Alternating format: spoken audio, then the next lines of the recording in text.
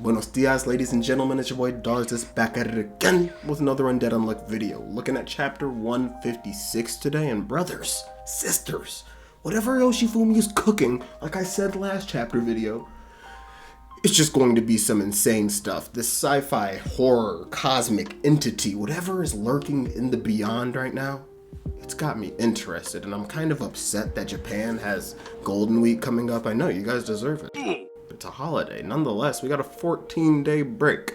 So I'm going to be dropping a comment down in the comment section. If you guys would like to see anything made within that period of time, just since there won't be a chapter, let a brother know, and we can try to get that done. But sheesh, let's get into it, baby. 156.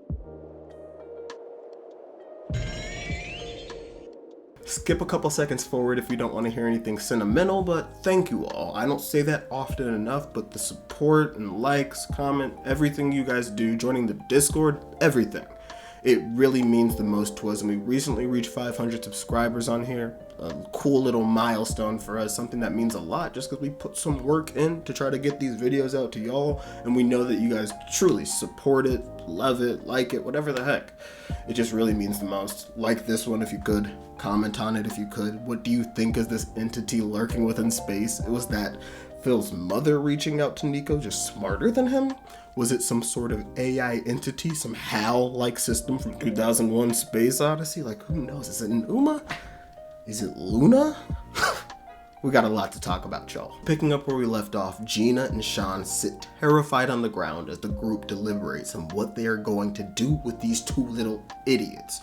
But luckily enough for them, even though she has the most menacing look on her face, Fuko decides that we're not going to deal with this right now. This help is going to be beneficial for us, and we have a bigger task at hand, which is docking on the space station. And in case you need a reminder from last chapter, the entire space station is just wrecked from whatever entity is out there, this Cthulhu-like entity.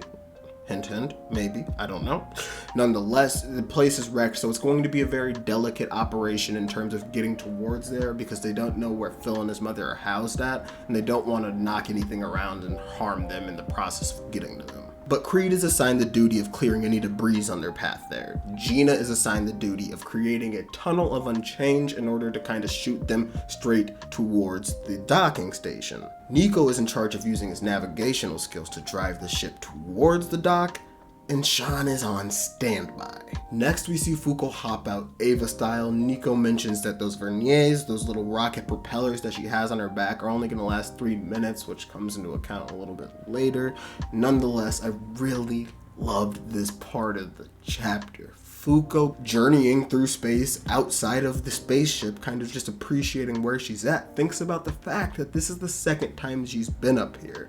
And it took me a second to realize what she meant, because I was like, when was the first time? I had to pick through all the times we've seen space and Undead Unluck, and I finally realized.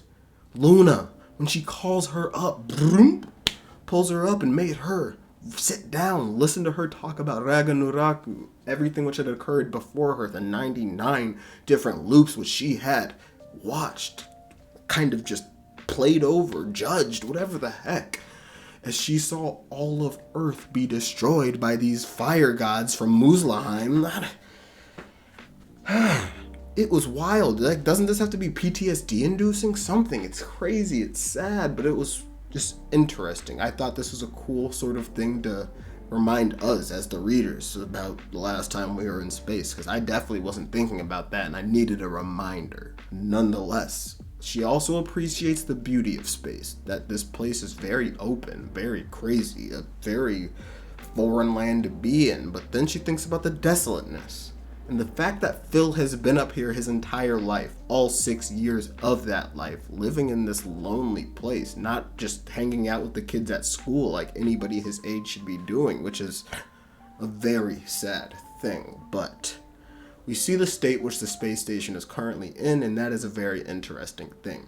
We can kind of infer just by how broken and destroyed it is, that whatever the entity that harmed them is a very large, very strong thing. But here I go rambling once again. My apologies. I always appreciate you guys for sticking with me, but we move through the chapter. The entire mission kind of commences, and the first thing we get to see is Creed in action.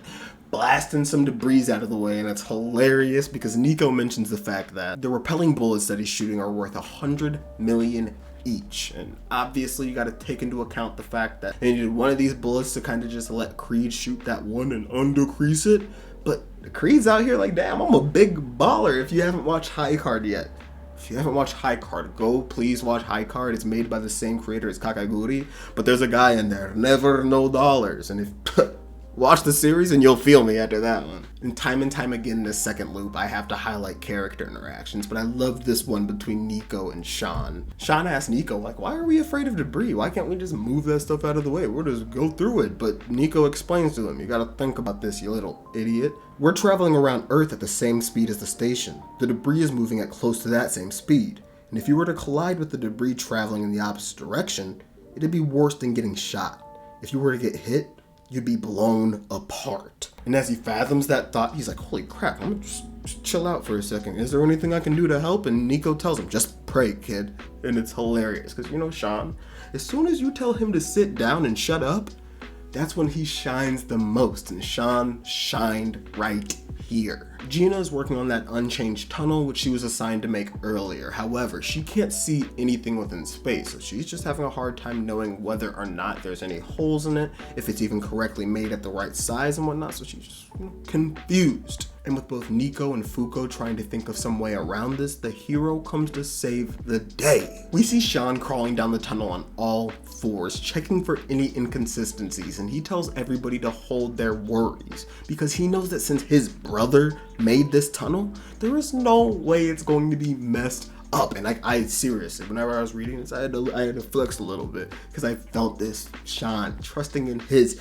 teammates. I don't know why he called Gina his brother. Maybe that's something. Maybe we'll figure out something in the next freaking, I don't know. But nonetheless, that's just hard. That's his family. That is his brother. That's his sister. That's his brother. It's not his mom or dad. I don't know, but you know what he meant. And with all that trust he has for Gina, Sean is able to check out the entire tunnel, tell her that she's doing this correctly. It goes up to right here. So Gina continues to, make the tunnel, and we get to the point where we can go forward. It's Nico's time to shine now.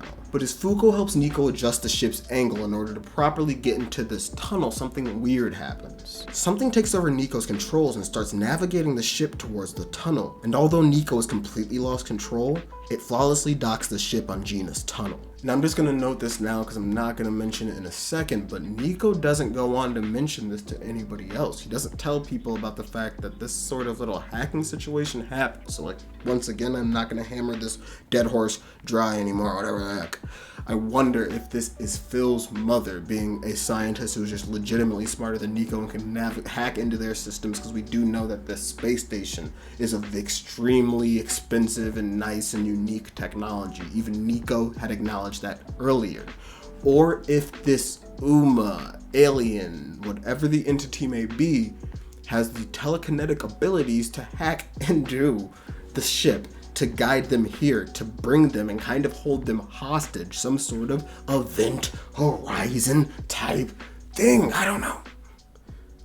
But with everybody finally able to get to the station, they celebrate for a moment. Fuko and Sean just, woo, let's go. But Gina comes rushing over, hugging Fuko and apologizing for what they've done. And we finally get this moment where Izumo Fuko just once again validates the fact that she is the most goated leader of all time. She does not even yell at these people. She just, as a leader has to do, tells them what they did wrong, but tells them it in an extremely nice, extremely understanding, and extremely growth oriented way. She just tells them completely straightforward, I appreciate you for being here. We do need this help. As we learned, it would have been very hard to dock this ship with just the three of us here, but you did put us in some danger.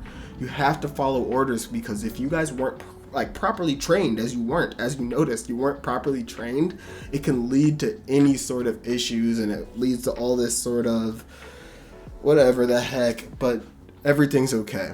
Everybody's on the ship, and there's bigger fish to fry still, because they need to get towards and find Phil and his mother still, and some weird craziness happens here. They split into two teams, Gina, Sean, and Fuko in one, and Nico and Creed in the other.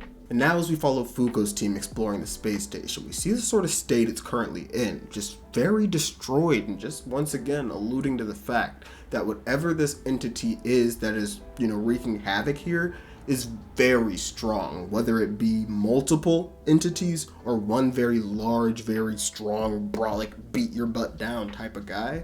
It's just, there's something scary going on here, and I love this mystery that is shrouding all of Phil in his introduction. But as they're exploring, they come across something that makes them stop in their tracks. A young boy stands at the end of a dimly lit hallway, staring blankly into the abyss. And as the three of them realize this has to be Phil, Sean rushes forward to go save the kid, but Fuko thinks about something messed up. There's no air in this hallway, and this guy doesn't have any protective gear on, so... Our boy Phil Donnet has manifested his ability, obviously, but god dang, how? What happened? What happened to his mother? Is she okay? We know that something bad happened. Whenever he manifests his ability, that might mean either his mother is, kaputs, or that she's just been attacked and is going to subsequently be kaputs, but we really don't know yet. All we know is that Phil tugs on Sean and says to him, "Can you help save my mother?" So, we've got to figure that out now, dog. We got to figure that out. An amazing chapter. The biggest mystery right now is just the fact, or not the fact, what is this entity?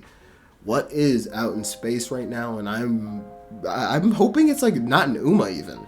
I hope this is something beyond what Undead Unluck can even fathom, and that like space just turns into this wild place that we don't go towards. Because we know that there's been aliens out here before whenever the Uma Galaxy got added, and aliens came down here, and Jules had the hardest introduction ever. She said, "Injustice." So what else could be out there? We don't really know. Love to find out next chapter, but we have a while to wait for that. So as I mentioned, drop a comment down below. Let me know if you want to see anything. But I'm out of here. That's what.